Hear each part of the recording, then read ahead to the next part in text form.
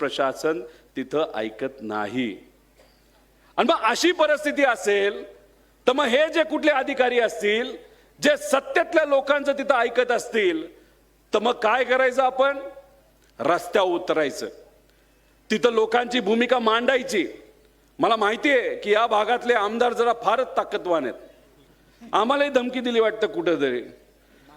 त्याच्याचबरोबर आज 2-3 कारवाई माझ्यावर झाल्यात, कुठले ती FIR झालेत असं आम्हाला कळतंय। अहो आम्ही ईडीला नाही घाबरलो तर तुम्हाला काय घाबरणार आहोत? आणि जेव्हा लोक आपल्या बरोबर असतील ना अजिबात कोणाला घाबरायचं नाही।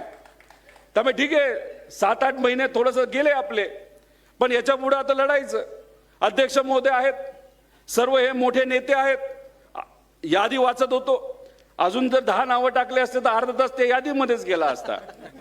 पण एक मला अध्यक्ष महोदयांना इथं विनंती करायची आहे, पिंपरी चिंचवड हे विचाराचं शहर आहे।